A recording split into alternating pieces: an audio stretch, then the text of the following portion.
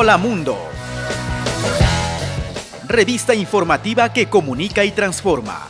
En Medio Mundo 91.5 FM. Con Amanda Trujillo y Melissa Túqueres.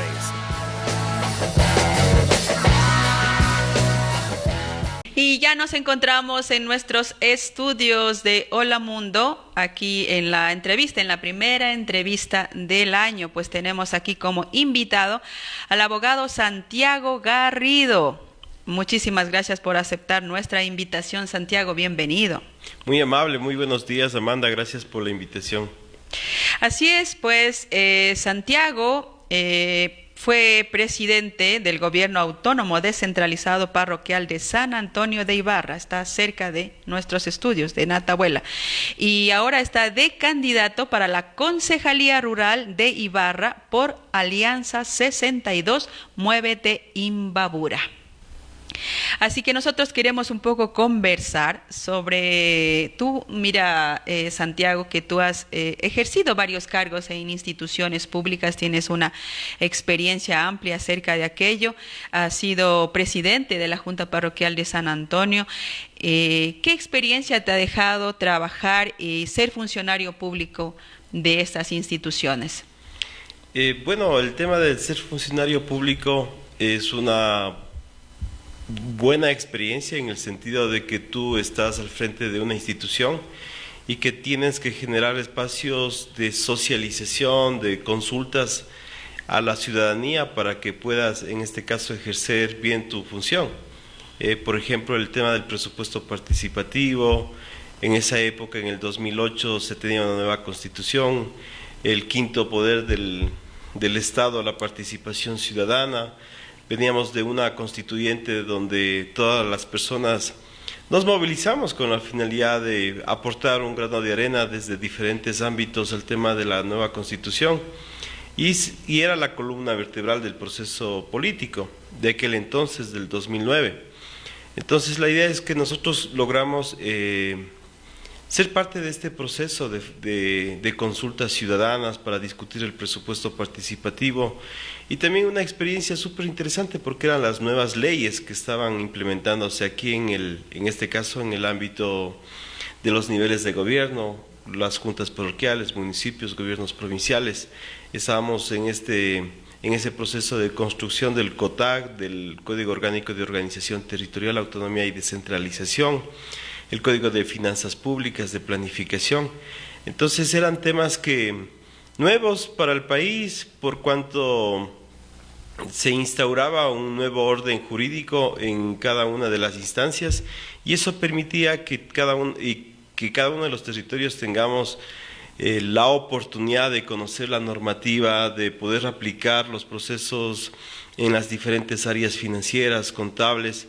Y fue la reestructuración, ¿no? La reestructuración de un Estado y de igual manera en cada uno de los territorios rurales tuvimos una experiencia súper interesante porque por primera vez se tenían recursos económicos y eso fue un gran reto para todos quienes estábamos ostentando el cargo de presidentes, vocales y el equipo técnico administrativo, porque tú tenías que aplicar la normativa, nuevos procesos y claro, eso fue realmente algo súper interesante porque se logró, en este caso, aplicar la cabalidad, por ejemplo, el tema del presupuesto participativo.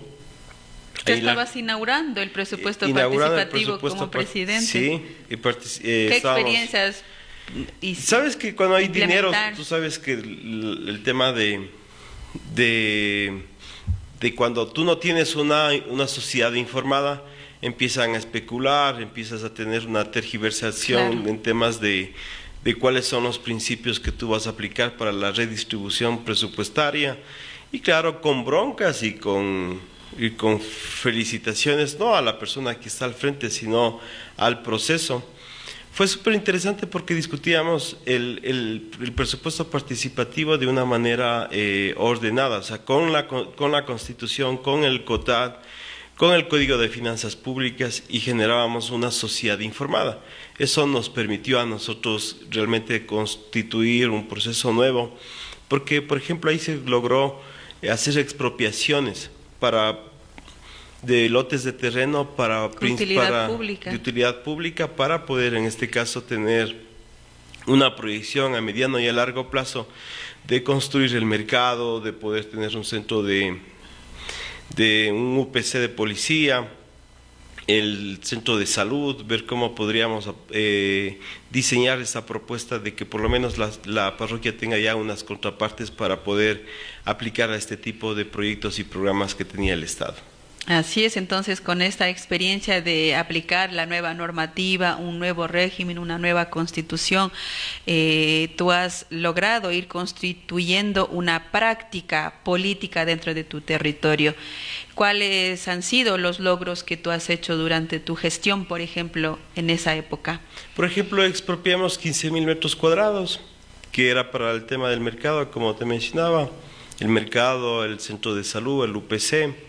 Se hizo la recuperación de la casa de Añez Reyes, tenían la unidad educativa de Añez Reyes, pero la casa estaba deteriorada, no tenía ningún tipo de servicio. Se hizo la rehabilitación de este bien inmueble. Por ejemplo, en el área vial se lograron, yo diría, más allá de 12, 13 kilómetros de asfaltado, adoquinado. Proyectos del tema de alcantarillado, muchas veces estos proyectos no se ven porque es el momento que tú haces la apertura de las calles para hacer la ubicación de los tubos, es el momento cuando la gente mira, pero al final luego se olvidan. Pero por ejemplo aquí en Bellavista, que son territorios vecinos con una Atahuela, hicimos casi como 9 kilómetros de alcantarillado. Eso se logró satisfacer esa demanda que, por ejemplo, muchas familias no lo tenían.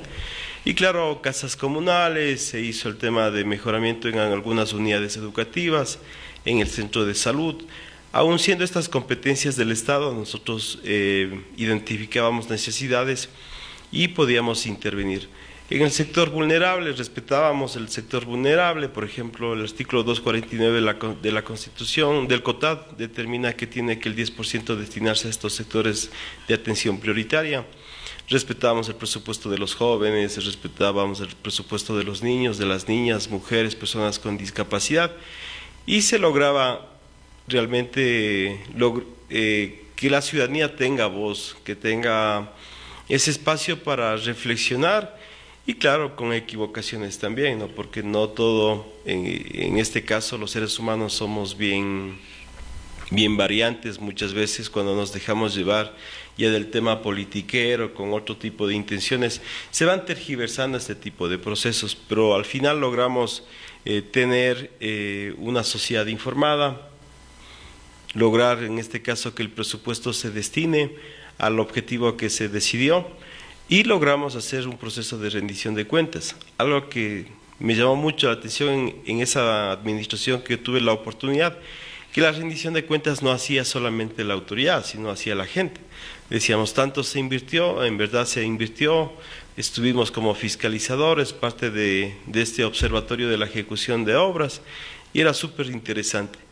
Claro, como digo, siempre ahí había algún momento se comete algún error, por ejemplo, en el tema de que por ejemplo, la mano de obra era local.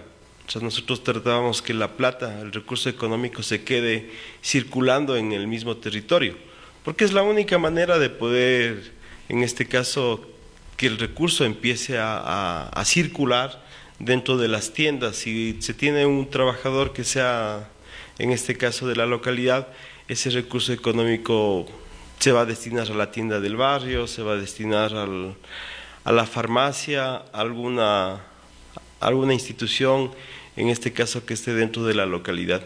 Y quería resaltar el tema de los errores, es el tema de que a veces somos demasiado confiados, porque creemos que cuando ya tenemos una sociedad informada, muchas veces dejamos de lado, decimos, no, si la gente ya sabe, ya puede tomar sus propias decisiones, y al final nos equivocamos en ese sentido, porque hay que hacer un acompañamiento permanente para que nadie empiece a tergiversar la información y a manipular a la sociedad. Creo que ese es un reto eterno que nosotros tenemos que enfrentarnos siempre.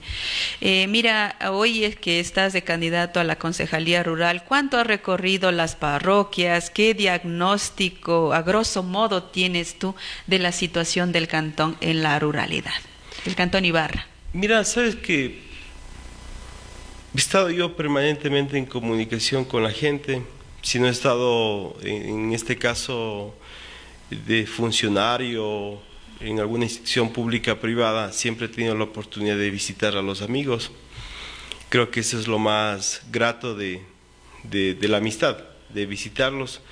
He tenido la oportunidad, por ejemplo, de estar en Angochagua, mirar en este caso cómo la gente no tiene esa capacidad y esa lucidez, diría yo, porque ellos han destinado todo su tiempo a cuidar los páramos, para que la ciudad tenga agua. Y internamente dentro de sus familias, por ejemplo, ellos tenían el tema de conflictos internos, porque hay muchas familias que no tienen pues no, o sea, los medios suficientes para sobrevivir. Entonces ellos se dedicaban al tema de la ganadería. Pero dejaron de lado el tema de la ganadería para cuidar los páramos. O sea, dejaron de comer, dejaron de tener un ingreso económico dentro de sus familias. Y realmente eso es un gesto de un alto nivel de conciencia que muchas veces en la ciudad no se lo valora, y en este caso Angochagua, La Esperanza han sido los guardianes de los páramos, del agua.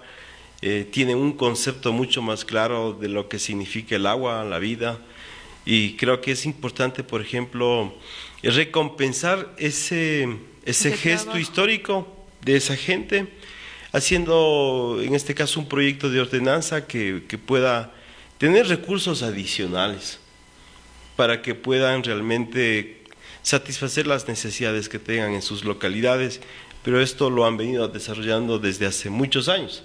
Entonces yo creo que es la oportunidad de replantearnos y de ser también recíprocos con este tipo de esfuerzos que hacen muchas familias, muchas comunidades en Angochagua, La Esperanza, y creo que hay una reciprocidad por parte en este caso de la ciudad, de entregar un cierto recurso económico que eso permite realmente cubrir alguna necesidad. Por ejemplo, eso a mí me gustaría promover un proyecto de ordenanza, que me parece que es humana, que es económica, que es como que devolverle a ese esfuerzo de la gente, de las familias, un recurso económico. Por ejemplo, en el tema del ITA, La Carolina, me emocionó bastante. En el tema del ITA hay una asociación de gente que está produciendo cacao, ya procesando el chocolate. Me parece súper interesante.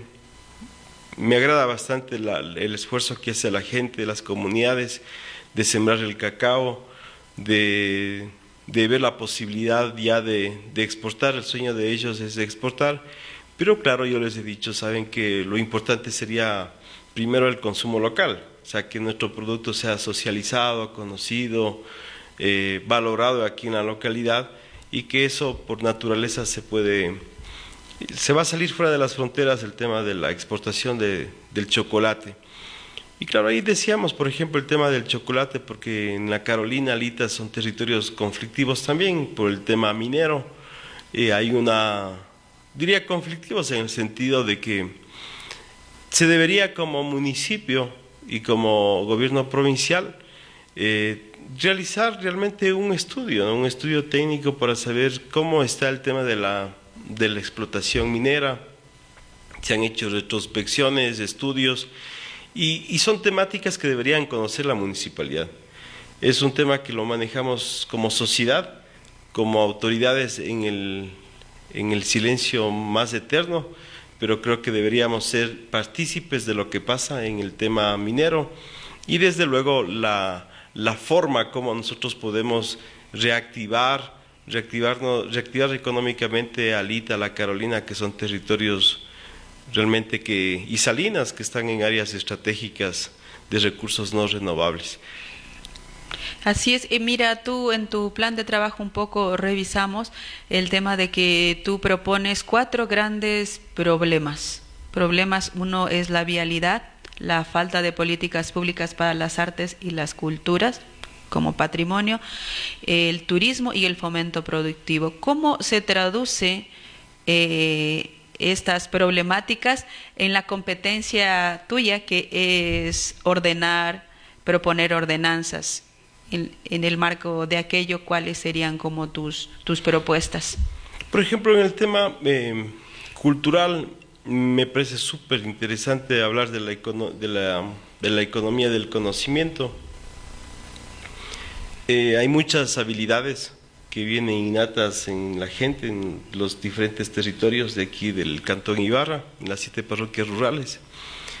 Y tenemos una sociedad en la parte urbana donde muchas personas que han sido jubiladas y no tienen mayor espacio de reflexión y de recreación.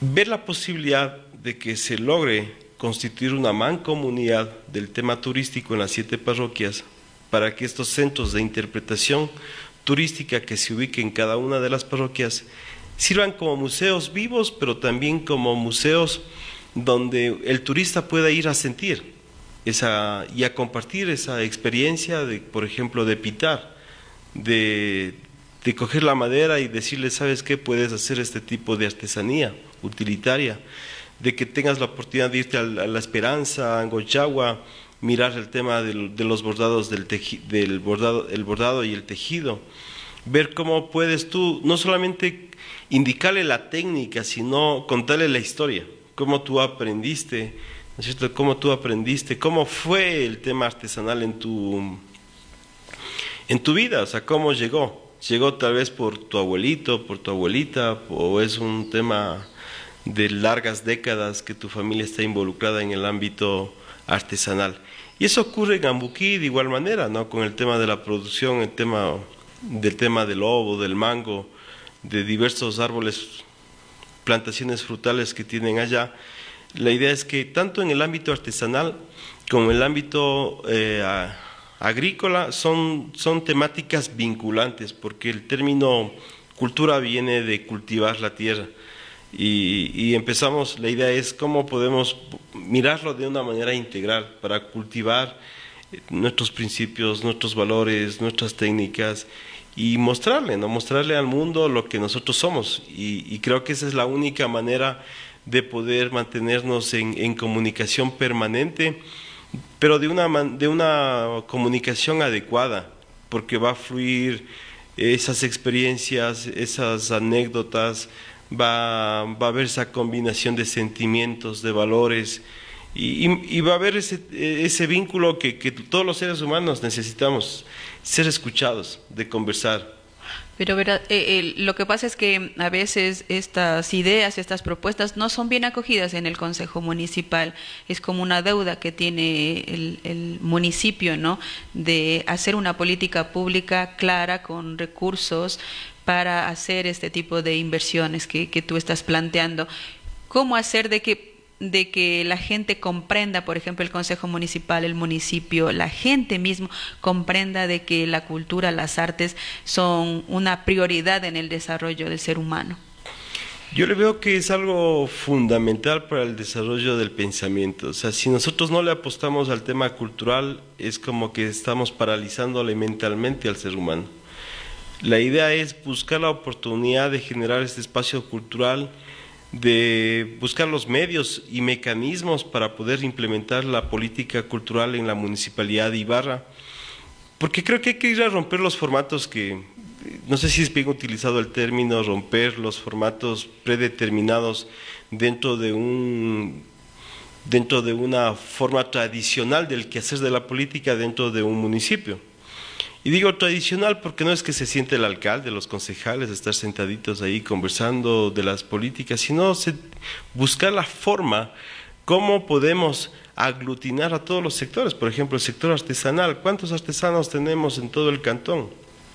¿Cuántos pintores, cuántos escultores, cuántas danzas, porque cada vez que existe eventos culturales uno se da cuenta de que las danzas ya no son pocas, son muchas. Un batallón de...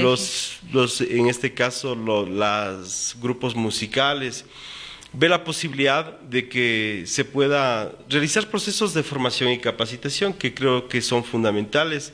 Si bien es cierto, tienen la habilidad de bailar, pero también es necesario saber qué corrientes o qué tipo de músicas están en el contexto mundial, cómo podemos participar en los eventos internacionales también, de los diferentes tipos en este caso, de expresiones culturales. Y creo que es la manera de mostrarnos, a demostrarnos lo que somos, de repensar, ¿no es cierto?, lo que podemos hacer y de valorar, porque creo que vivimos en una sociedad demasiado acelerada, donde estamos preocupados más de las deudas, más de otro tipo de problemas que sí son muy importantes, pero que estamos dejando del tema de la reflexión, del compartir, de la solidaridad, de empezar a mirarnos como seres humanos. Y a mí me parece súper interesante, estaba leyendo ayer un poquito sobre el tema de la multiespecie, ¿no? O sea, los últimos 10 años, todos los seres humanos en el área rural y urbana, ya convivimos con los perritos. Antes decían solamente en el campo viven la gente con los perritos, con las gallinitas, y era como un estigma, ¿no?, de pobreza, de que no existe espacios, y ahora tú puedes ver que la gente en el área urbana tiene perros, tiene gatos, o sea, y eso es la vida, o sea, esa es la vida, o sea, somos una multiespecie que estamos bajo una misma casa y que tenemos que buscar ese tipo de valoraciones y de cuidados para que prevalezca en este caso el sentido común de las cosas y la solidaridad entre seres humanos. Ese es uno de los grandes retos, que en el caso de que tú puedas ser elegido, ¿no?, concejal rural, se pueda llegar a entender esta forma, este pensamiento, esta visión. Uno de los papeles también dentro de la concejalía, dentro del consejo municipal, pues está el tema de fiscalizar, de este proceso de observar, de hacer una inspección de la gestión del alcalde y la alcaldesa. Sin embargo, este proceso de fiscalización a veces termina desgastándose y termina siendo denunciando, ¿no?, denunciando a veces los actos que ocurren dentro del municipio. ¿Cómo hacer un sentido de fiscalizar, una fiscalización real que no lleve a este tipo de desgaste? Yo creo que la participación es la columna vertebral. La participación ciudadana, dependiendo en este caso del monto económico al cual va destinada la obra, necesitamos tener en este caso organizada la sociedad, organizada y ordenada, para que todos podamos ser partícipes de estos procesos de fiscalización. Porque, por ejemplo, cuando tú sales en estos tiempos electorales, sales a la calle en política o política ladrona. Pero el tema es que no es el tema del político, es un tema de la sociedad en la que vivimos. Porque aquí en la provincia de Imbabura existe un grupito de familias, ¿no es cierto? Un grupo de familias, un grupo de empresarios, un grupo de profesionales que se han inteligenciado en algunas instituciones de control del Estado y que han estado 40 años en el poder. Y la sociedad ha estado roba pero hace en ese eslogan permanente cuando existen procesos políticos electorales. Lamentablemente yo no comparto ese tipo de cosas porque son los mismos, son las mismas familias, son las mismas empresas, los mismos funcionarios. Y creo que es necesario reestructurar, romper esa forma tradicional del quehacer de la política. Si bien es cierto, la norma te dice que tienes que hacer por procesos de compras públicas, sí, pero la idea es que primero sepas cuántas instituciones tienes o empresas en la localidad. Y otra cosa que es fundamental, la empresa es quien coima al funcionario. O sea, la idea de los procesos de contratación pública tienen que ser observados. Yo creo que esa es la mejor forma de poder evitar que exista mala fe por parte de los procesos de contratación pública. O sea, que todos estemos observando. O sea, en tales horas va a haber el tema de los términos de referencia, en tal hora va a haber el tema de la puja, en tales horas vamos a analizar las propuestas que nos han presentado, en tales horas, sí, yo creo que ahora la tecnología nos permite facilitar vía Zoom, es cuestión de cruzar la información, de compartir adecuadamente los documentos y vamos a estar inteligenciados como sociedad. Hay que diseñar estos modelos, ¿no es cierto?, porque nos permitiría eso. Son modelos a largo plazo los que tú estás proponiendo, porque del dicho al hecho son temas bastante complejos, porque depende de la conciencia, de la información, de la sensibilidad y de la gente que quiera participar en estos procesos. Son procesos bastante profundos los que tú estás planteando. Sí, pero la idea es que si nosotros nos hacemos ahora, imagínate cuándo va a pasar, ¿no? O sea, cuándo vamos a lograr, en este caso, construir modelos de participación, de fiscalización adecuados. Pero cuando, por ejemplo, la Contraloría te ingresa a una institución pública, y no es por hablar mal de ningún funcionario, ellos van con una consigna de que dónde está esto, dónde está esto otro, dónde está este tipo de documentos, y muchas veces van con la intención de causar daño a quienes han estado al frente de una institución pública. Entonces la idea es, si tú tienes una sociedad informada, tienes un equipo técnico que fluya la información de conocimiento, que sea de conocimiento público, estaríamos evitando este tema de los actos de corrupción, estaríamos evitando el tema, por ejemplo, de que los concejales tengan familiares dentro de la municipalidad, ya sea en alguna empresa pública. Y la verdad que eso a mí sí me llama mucho la atención, ¿no? O sea, de que te sirva como una plataforma para poder ubicar a familiares. Eso nosotros no lo vamos a permitir, pero sí queremos decirles a todos los amigos que sí sería súper importante analizar los contratos de los últimos 10 años, porque una municipalidad no puede ser, ¿no es cierto?, un monstruo grande con muchas personas y que no te puedan, en este caso, satisfacer las necesidades que tiene la sociedad. Existen nuevos profesionales, nuevos jóvenes que se gradúan en las universidades públicas, privadas de aquí de la provincia y que aspiran también a tener un espacio laboral, pero tienen que lamentablemente pasar por procesos de concursos de mérito, que lamentablemente en los últimos tiempos he mirado que eso no pasa. Funciona. Siempre hay que recordar de cómo se vendía hace 5 años o 10 años los puestos públicos y aquí. Siguen todavía y se siguen vendiendo también. Entonces yo creo que ese tipo de cosas deberíamos evitar con un proceso de una educación popular que nos permita tener medios alternativos también de comunicación para que sirva no de respaldo a quien esté al frente implementando este tipo de políticas, sino más bien de que tenga la oportunidad de conocer la verdad, porque creo que esa es la base fundamental de que la gente sepa la verdad, que no se deje manipular absolutamente por nadie y que la política cambie la forma de gobernar. O sea, yo creo que esa es la parte fundamental.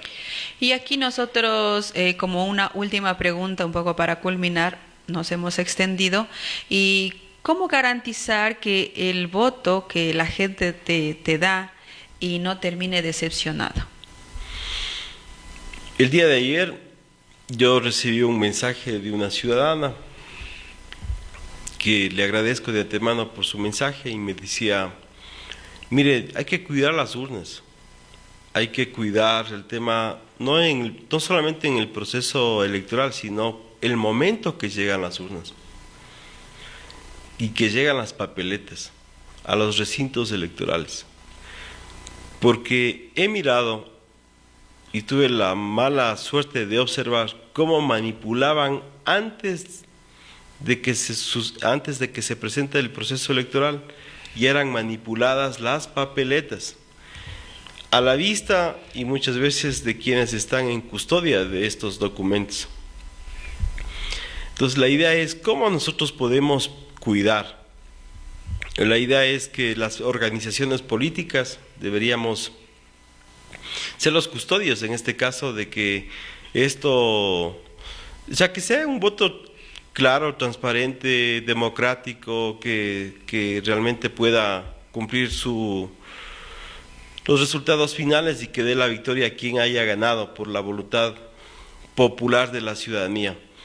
La idea es que nosotros como movimiento estamos organizándonos desde ya para tener las 1.500 personas que van a estar dentro de este proceso electoral. Tenemos ya observadores, veedores y estamos en un proceso de capacitación. La idea es que esta gente es netamente por voluntad propia, no existe ningún tipo de pagos, de manipulaciones. Entonces la idea es que nosotros tengamos la oportunidad de cuidar el voto para que la ciudadanía sepa los resultados finales y no se encuentre decepcionada posteriormente, ¿no?, de que ha habido una alteración en los votos. Yo creo que eso es una obligación también de quienes están en representación de las mesas o los recintos electorales, que sean éticos, ¿no? Porque la mayoría de las personas son gente joven, gente profesionales, y que no se dejen manipular absolutamente de nadie, que asuman con responsabilidad, que sea una fiesta política, democrática en cada uno de los recintos, y que todos seamos observadores y que no existan los vivísimos que quieran alterar las papeletas. Así es, entonces de esa manera nosotros terminamos y culminamos la entrevista con Santiago Garrido, que se encuentra en estos momentos de candidato para la Concejalía Rural de Ibarra por Alianza 62 Muévete Imbabura. Esperamos que no sea esta la primera vez que tú puedas venir aquí a este medio de comunicación. La idea es que la gente que hace este ejercicio público político pues venga y pueda conversar con la ciudadanía. Muchísimas gracias. Gracias, muy amable.